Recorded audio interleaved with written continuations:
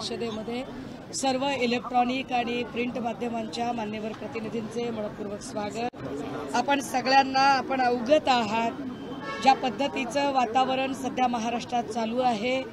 20 तारखेला बदलापूरची घटना उघड झाली, त्यानंतर पालकांवर 300 पालकांवर गुन्हे दाखल झाले, परंतु हे आंदोलन चिघळवायला कारणीभूत ठरणाऱ्या एका वामन म्हात्रेवर गुन्हा दाखल करायला 7 तास आंदोलन करावं लागलं, ज्यावर पुढे काँग्रेसचे ज्येष्ठ नेते राहुलजी हे सुद्धा बोलले। काल सुद्धा शिवप्रेमींनी जे आंदोलन मालवणमध्ये केलं, याही आंदोलनाच्या ठिकाणी पोलिसांनी कितीही प्रयत्न केला तरी नारायण राणे यांचे गुंड आणि त्यांची गुंडागर्दी ही भारी पडली। त्या गुंडागर्दीने जो धिंगाणा घालायचा प्रयत्न केला, या सगळ्यातनं एक मोठी गोष्ट पुढे येते, ती अशी की सरकारला आंदोलन हाताळता येत नाही। सरकारला आंदोलन हाताळण्यापेक्षा सुद्धा आंदोलन चिघळवण्यामध्ये जास्त रस आहे। सरकार आंदोलन चिरडण्याचा प्रयत्न करतं, चिघळवण्याचा प्रयत्न करतं। मग ते आंदोलन मराठा आरक्षणाचं असेल, तिकडे लाठीचार्ज करतात, इकडे देहू आळंदीला वारकरी असतील तरी लाठी हल्ला केला जातो। बारसू रिफायनरीमध्ये कोणी न्याय मागायला गेला, लाठी हल्ला, अश्रुधूर सोडला जातो। बलात्कार झाला म्हणून पालक जाब विचारायला गेले तर पालकांना सुद्धा लाठीचार्ज आणि अश्रुधुराला सामोरं जावं लागतं। आणि काल पुन्हा तोच प्रकार। याचा अर्थ स्पष्ट आहे की सरकारला आंदोलन हाताळता येत नाही, सरकार आंदोलन चिघळवण्याचा जास्तीत जास्त प्रयत्न करतं। ज्या पद्धतीने छत्रपती शिवरायांचा पुतळा खाली आला, खरं तर यावर अजूनही आमची अपेक्षा होती की राज्याचे गृहमंत्री तथा उपमुख्यमंत्री आणि महाराष्ट्र भाजपाची एक महत्त्वाचं नाव म्हणून देवेंद्र फडणवीस यांनी भाजपाच्या वतीने, मोदी सरकारच्या वतीने एक पत्रकार परिषद घेऊन पत्रकारांनी जे प्रश्न उपस्थित केलेत, इतिहास संशोधकांनी जे प्रश्न उपस्थित केलेत, नागरिकांच्या मनातले जे संतप्त सवाल आहेत त्यांचं उत्तर देणं अपेक्षित होतं, परंतु तसं उत्तर त्यांनी देणं टाळलेलं आहे। या सगळ्या संदर्भाने जेव्हा मुळात हा पुतळा उभा केला गेला होता, तेव्हाच इतिहास संशोधक इंद्रजीत सावंत यांनी 4 डिसेंबर 2022ला पत्र लिहून कळवले होते की सदरील जो पुतळा आहे याचं एकूण शरीर सौष्ठव बघता, ही एकूण कलाकृती बघता, कुठलाही पुतळा उभा करायचा असेल तर पुतळा उभा करण्याच्या आधी एस्थेटिक अर्थात कला संचालनालयाच्या अधिपत्याखाली एका समितीला ते सगळं काम दाखवणं भाग असतं। देवेंद्र फडणवीसांना आमचा प्रश्न आहे, काय कला संचालनालयाच्या समितीला हे काम दाखवलं गेलं होतं का? समितीने त्याला हिरवा कंदील दिला होता का? समितीने जर हिरवा कंदील दिला होता तर ते कोण असे विद्वान प्राणी होते की ज्यांना शिवाजी महाराजांच्या पुतळ्याचं शरीर सौष्ठव कळलं नाही? आणि जर त्यांनी तो हिरवा कंदील दिला नसेल, ती परवानगी दिली नसेल, तर घाईघाईने पुतळा का उभा केला? हा पहिला प्रश्न। छत्रपती संभाजीराजे यांनी सुद्धा या संदर्भाने 12 डिसेंबर 2023ला पत्र लिहून श्रीयुत नरेंद्र मोदीजी या देशाच्या पंतप्रधानांना कळवलं होतं की सदरील पुतळा हा बेढप दिसत आहे, हा पुतळा महाराजांच्या शरीर सौष्ठवासारखा दिसत नाही, त्यामुळे यावर काय ते तात्काळ आपण उत्तर देणं भाग आहे, पण तेव्हा सुद्धा यावर उत्तर दिलं गेलं नाही। या सगळ्या संदर्भाने या पुतळ्यामध्ये जाणीवपूर्वक महाराजांची विकृती करण्याचा प्रयत्न ज्या आपटेने केला, हे फार विशेष आहे की बदलापूरच्या प्रकरणातही आपटे आहे आणि इकडच्याही प्रकरणात आपटे आहे। या दोनही आपट्यांना जर देवेंद्र फडणवीस पाठीशी घालणार असतील तर देवेंद्र फडणवीस आणि त्यांच्या पक्षाची सत्ता कशी आपटायची हे महाराष्ट्राच्या जनतेला चांगलं कळतं। ज्या आपटेच्या संदर्भाने बोललं जातं, तो आपटे हा सनातन प्रभातशी कसा संबंधित आहे आणि सनातन प्रभातशी याचं काय नातं आहे हे स्पष्टपणे दिसतं। कारण या माणसाची मुलाखत, याचं वय किती यावर मला जायचं नाही, कारण लहान वयातही माणसं मोठी कामं करू शकतात, हा आम्हाला संत ज्ञानेश्वर माऊलींचा वारसा सांगतो। त्यामुळे मला वयावर टिप्पणी करायची नाही, पण जो माणूस 1.5 फुटाचा सुद्धा पुतळा उभा करू शकत नाही, ज्याचं काम 1.5 फुटापेक्षा कमी पुतळे उभे करण्याचं होतं, अशा माणसाला एवढं मोठं काम का दिलं गेलं, याच्या जेव्हा आम्ही खोलात जातो तेव्हा असं लक्षात येतं की हा माणूस म्हणजे कोण आहे, तर हा जयदीप आपटे। हा जयदीप आपटे सोबत नितेश राणे दिसत आहेत। नितेश राणेचा आणि जयदीप आपटेचा हा कुठला दोस्ताना घरात कुणी नसताना आहे ते सांगितलं गेलं पाहिजे। जयदीप आपटे आणि नितेश राणे यांची दोस्ती कदाचित त्यामुळेच सिंधुदुर्गातल्या मालवणमध्ये पुतळा उभा करायचा आहे, जिकडे नितेश राणे आपल्या बापाचा माल असल्यासारखे वागत आहेत, तिथे जयदीप आपटेला बोलावलं जातं। हा काय संदर्भ आहे, ये रिश्ता क्या कहलाता है, याच्यावर उत्तर देवेंद्र फडणवीसांनी द्यायला हवं, हे त्यांनी सांगितलं पाहिजे। या पुतळ्याच्या संबंधाने याचं विकृतीकरण करण्याचा प्रयत्न भाजपाने आणि विकृत जे सगळे मनुवादी आणि विकृत सनातनचे लोक आहेत त्यांनी काय पद्धतीने केला, त्याच्या काही जर सोशल मीडियावरच्या जर पोस्ट बघितल्या, हा इथे स्पष्ट पुतळा जयदीप आपटे आणि नितेश राणे, पुन्हा जयदीप आपटे आणि नितेश राणे एकत्रित, म्हणजे माझ्याकडे एक फोटो नाही की जयदीप आपटेचा आणि नितेश राणेचा काय संबंध आहे आणि म्हणून याला काम दिलं होतं का। एका अजिबात अनुभव नसलेल्या माणसाला महाराष्ट्राचं आराध्य असणाऱ्या शिवछत्रपतींचा पुतळा उभा करण्याचं काम कसं काय दिलं जाऊ शकतं। मी पुतळा उभा करणारे आणि ज्येष्ठ शिल्पकार असणाऱ्या भगवान रामपुरेजी यांना विचारलं की मुख्यमंत्री महोदय म्हणतात की ताशी 45 किलोमीटर वेगानं वारं वाहत होतं म्हणून पुतळा मोडकळीस आला। मुळात ताशी 45 किलोमीटरने वारं काय मालवणमध्ये पहिल्यांदाच वाहत होतं का। मी जरा आठवण करून दिली पाहिजे, हा तमिळनाडूमधला पुतळा आहे। हे ज्येष्ठ कवी आणि तत्वज्ञ तिरुवल्लम यांचा पुतळा आहे। हा पुतळा 130 फुटाचा आहे। हा समुद्रात आहे। हा 100 वर्ष होत आली आहेत आणि या पुतळ्याला अजून कुठेही डंख नाही। हा पुतळा अजूनही मजबूतीने उभा आहे। समुद्रातला 130 फुटी पुतळा हा अजूनही इथे ताकदीने उभा आहे आणि महाराष्ट्रात मात्र ज्यांना नौदल म्हणजे फादर ऑफ नौसेना असं म्हणून ज्यांना ओळखलं जातंय, त्या शिवछत्रपतींच्या पुतळ्याच्या बद्दल इतकी हलगर्जी का केली, याचं उत्तर देवेंद्र फडणवीसांनी द्यायला हवं, जे अजूनही आम्हाला दिलेलं नाही। या पुतळ्याला जाणीवपूर्वक विकृत बनवण्याचा प्रयत्न ज्या लोकांनी केला आणि मुळात जो जयदीप आपटे आहे, हा जयदीप आपटे काय माणूस आहे, त्याचे काही हे फुटेज आहेत की त्याने कुठली कुठली पेजेस आहेत। हा संभाजी भिडे, सनातन प्रभात, नथुराम गोडसे, एक संपूर्ण सत्य वगैरे सारख्या सगळ्या हिंसक पेजला अफिलेटेड असणारा माणूस आहे। याचं काय करणार आहात ते सांगा। अशाच पद्धतीने अजून एक मोठा पुतळा आहे, जो पुतळा एकदम अडीग आहे। म्हणजे आपल्याकडे पुतळे चिकार उभे राहिले पण त्या पुतळ्याच्या सुरक्षेचा विचार केला गेला।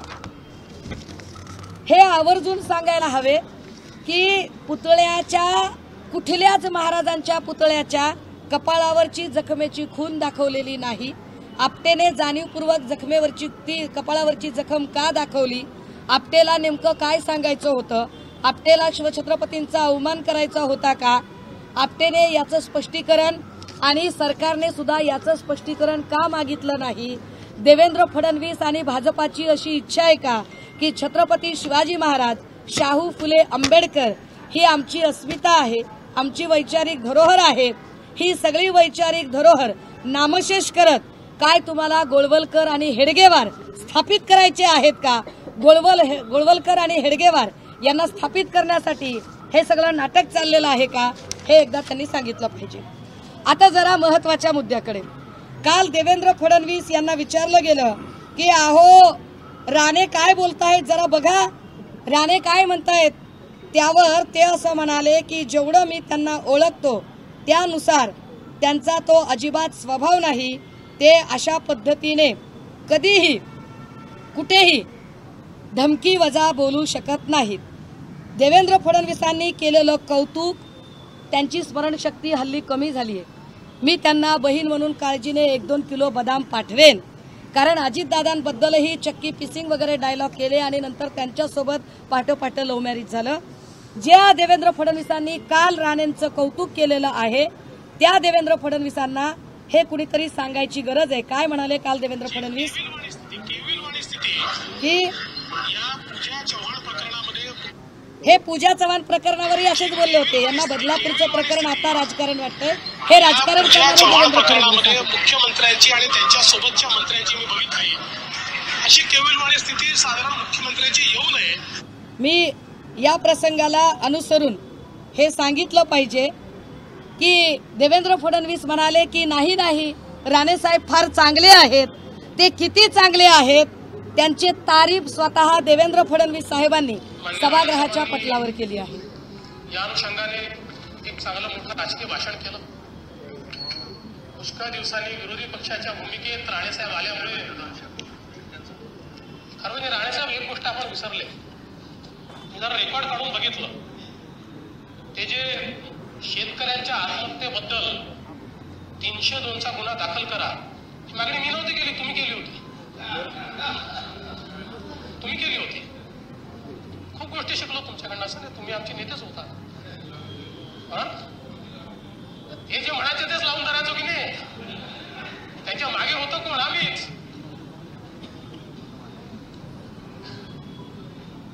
आपण सांगितलं महाराष्ट्राला 3 मुख्यमंत्री वगैरे, साहेब मी एकच मुख्यमंत्री, काळजी करू नका, आणि सक्षम आहे। हे किती सक्षम आहेत हे तर स्पष्टपणे दिसतंय। एक रवी इकडे एक रवी तिकडे, कुणाचा पक्ष कोण सांगताय? कोणी सांगा? भाजप गुंडांचा पक्ष? आश्चर्य आहे। नारायण राणेंनी सांगायचं भाजप गुंडांचा पक्ष आहे, फडणवीसांनी राणेंवरचे सगळे गुन्हे दाखवायचे आणि ते फडणवीस काल कौतुक करतात। काय तुमची दुसरी मागणी होती? अंकुश राणेंचं काय झालं? तुमची मागणी होती काय काय बाबा, जाऊ दे, एवढ्या मागण्या कशाला करायच्या?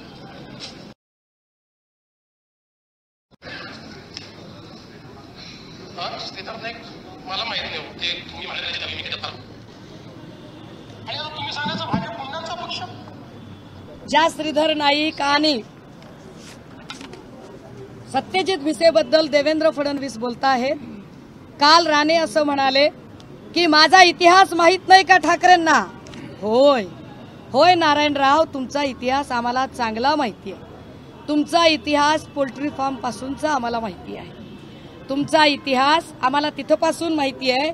1990ला जी कणकवली कधी काळी आप्पासाहेब पटवर्धन यांच्या समाजवादी विचारांनी भारावलेली होती, त्या कणकवलीला गुन्हेगाराचा आखाडा करणं हे तुम्ही केलं राणेसाहेब। राणेसाहेब तुमचा इतिहास मला इतका पक्का माहिती आहे की 1990ला श्रीधर नाईकांची जी हत्या झाली त्या श्रीधर नाईकांच्या हत्येचे तुम्ही मुख्य आरोपी होतात। तुमच्यावर खटला चालवला गेलाय। तुमचा इतिहास इतका मोठा आहे की 2002ला सत्यजित भिसेची जी कणकवलीत हत्या झाली त्याचाही आरोप तुमच्यावर होता। यावर देवेंद्र फडणवीस सभागृहाच्या पटलावर बोललेत आणि न्यायालयातही खटला चाललाय।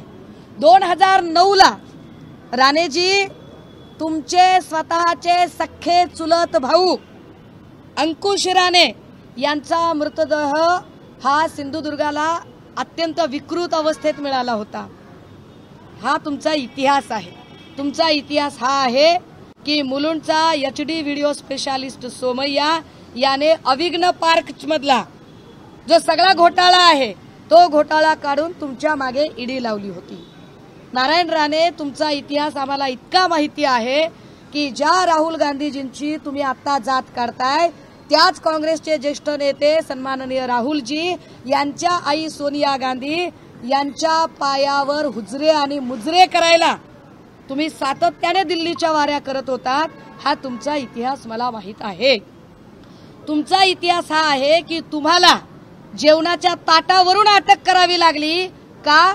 कारण तुम्ही महाराष्ट्रातल्या सत्यजित भिसे असेल, श्रीधर नाईक असेल, अंकुश राणे असतील अशा अनेकांना भरल्या ताटावरून उठवलेलं आहे। तुमचा इतिहास इतका मोठा आहे नारायण राणे की तुम्हाला भुंकल्याशिवाय कुठेही किंमत नाही। नारायण राणे आणि नितेश राणे आणि निलेश राणे तुम्हाला फक्त आणि फक्त शाउटिंग ब्रिगेडमध्ये ओरडण्यासाठीच देवेंद्रजींनी ठेवलेलं आहे। ही तुमची एकूण पार्श्वभूमी आहे।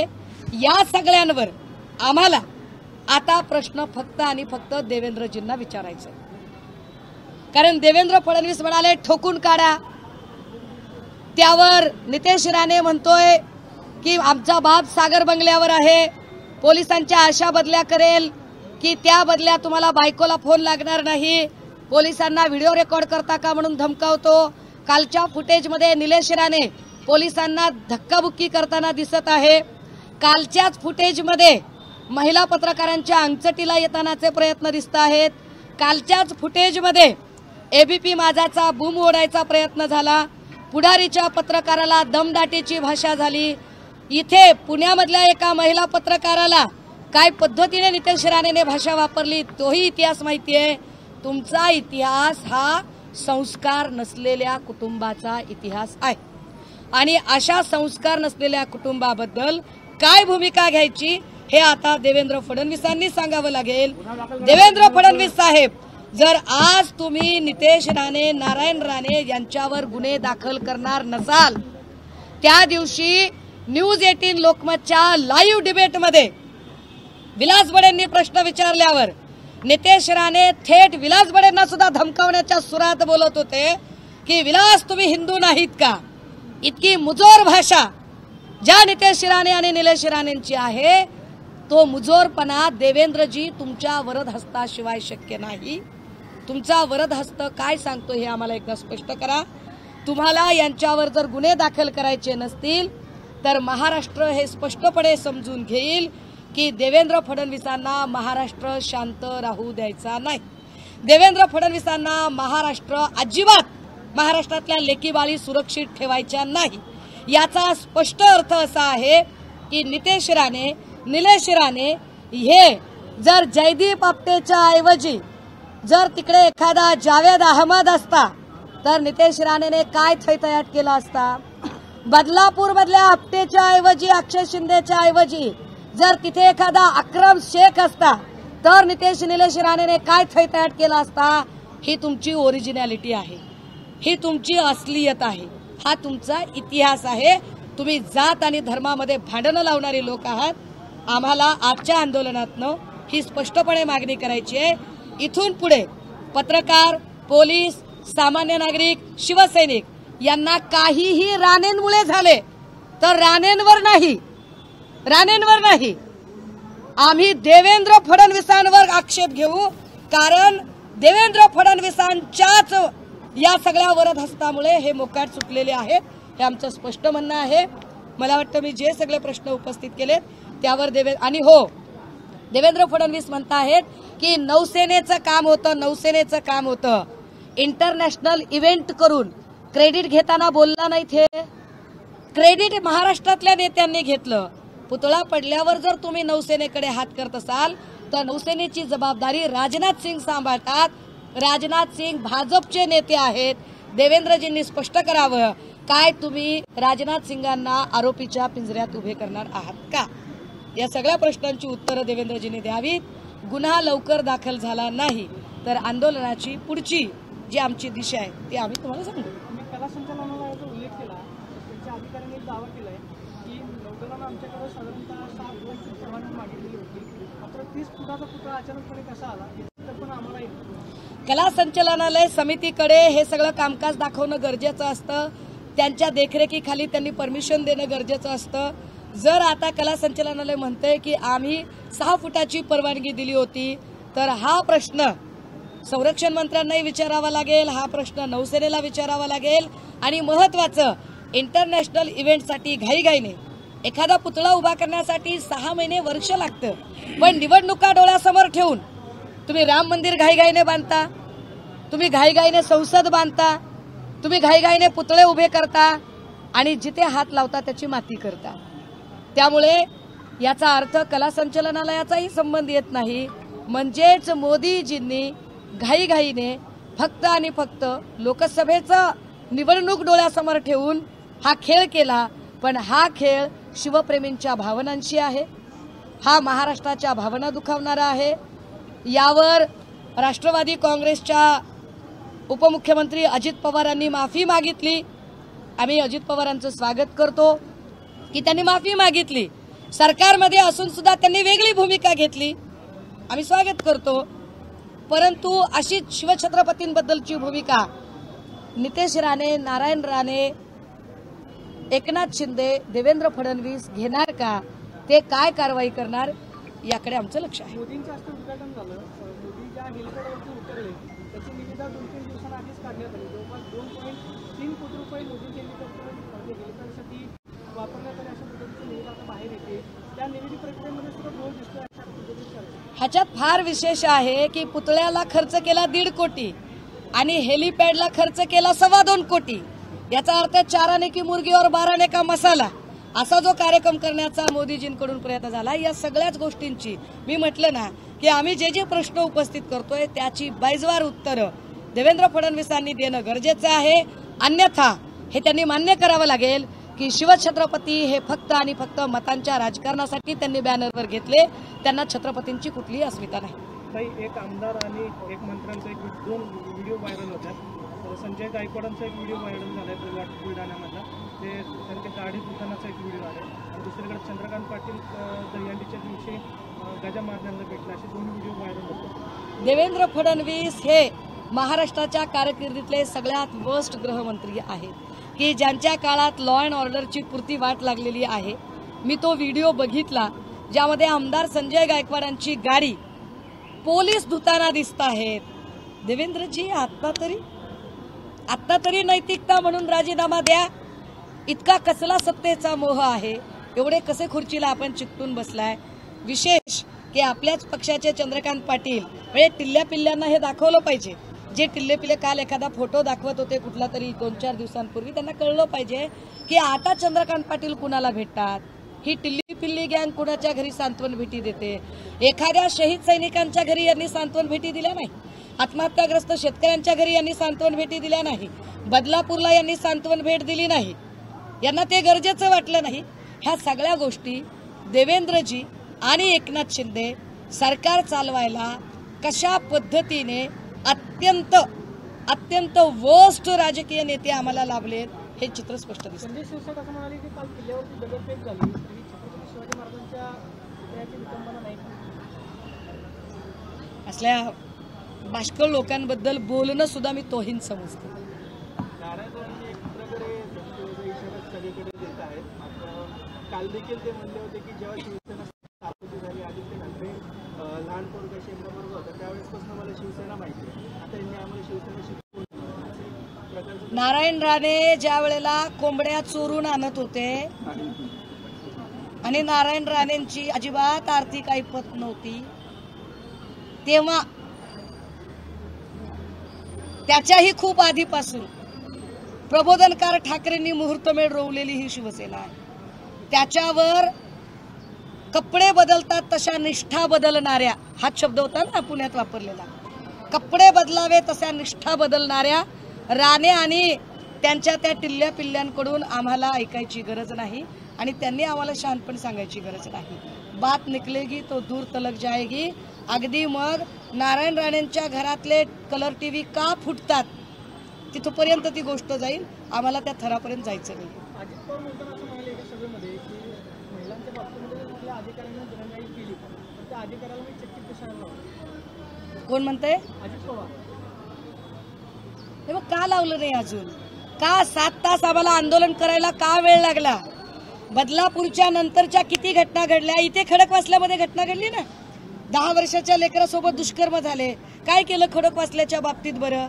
आता औषधामध्ये काल घटना घडली, परवा दिवशी 70 वर्षाच्या आजी यांच्यासोबत दुष्कर्म करून हत्या झाली, काय केलं त्याचं? का बरं पोलिसांचा धाक उरलेला नाहीये? अहो पोलिसांना जर आमदार गाड्या धुवायला लावले तर कसं काय धाक उरेल बरं?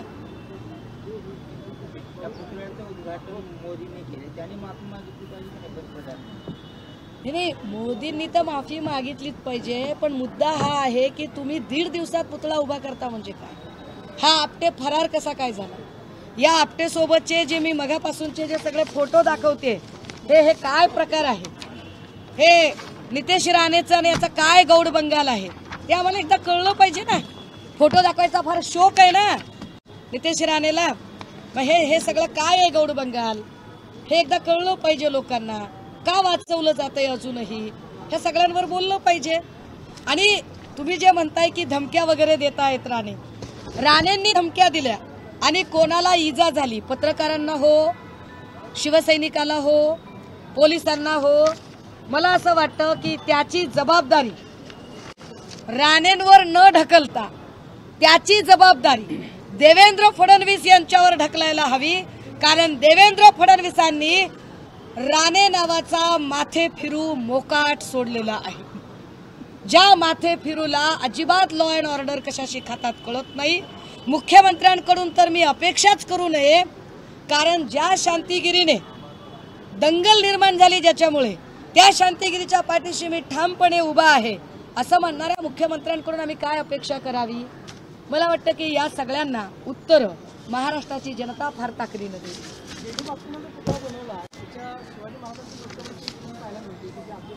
महाराजांना जाणीवपूर्वक महाराजांच्या संबंधाने महापुरुषांचं विकृतीकरण करण्याचा प्रयत्न हा जयदीप आपटे आणि आपटेंसारख्या लोकांचा आहे. मी आपल्याला जे पेजेस दाखवले संभाजी भिडेंचं पेज आणि अनेक पेज, या पेजवर त्या खुनेबद्दल अत्यंत कुत्सित भावनेने जयदीप आपटे बोलत आहे. या जयदीप आपटेचा नेमका अजेंडा काय होता ठरवून, कारण त्या पुतळ्याची वेशभूषा, त्यांच्या पायातल्या वाहना, त्यांनी हातात घेतलेलं शस्त्र, ह्या सगळ्या गोष्टी बघितल्या तर या पुतळ्याबद्दल कुठलाही शास्त्रीय अभ्यास केला नव्हता हे चित्र स्पष्ट आहे. अशा सगळ्या परिस्थितीत जाणीवपूर्वक मी मगाशी म्हटलं गोळवलकर आणि हेडगेवार स्थापित करायचे आहेत म्हणून तुम्ही शिवछत्रपती फुले शाहू आंबेडकर यांच्या अस्मिता पायदळी तुडवण्याचा प्रयत्न करत आहात का.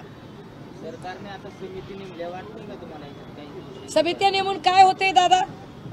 अहो आम्ही क्लिअर कट सांगतोय ना, 45 किलोमीटर ताशी वेगानं वारं वाहते असं जर म्हणताय तुम्ही तर त्याच्यापेक्षा मोठे पुतळे आम्ही तुम्हाला दाखवतोय ना.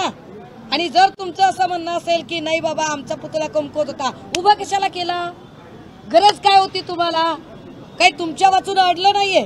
शिवछत्रपती आमच्या मनामनात, आमच्या धमन्या धमन्यात, आमच्या रक्तवाहिन्यांमध्ये आहेत. गरज नाहीये त्याच्यासाठी मोदींनी ह्या सगळ्या कर्मकांड करण्याची. जर तुम्हाला आमचे महापुरुष आणि त्यांचं इमान राखता येत नसेल, त्यांची अस्मिता पायदळी तुडवायची असेल तर तुम्ही आमचे पुतळे उभे करायच्या भानगडीत पडू नका. तुमची संघी विचारधारा तुम्हाला लखला. थँक्यू. धन्यवाद.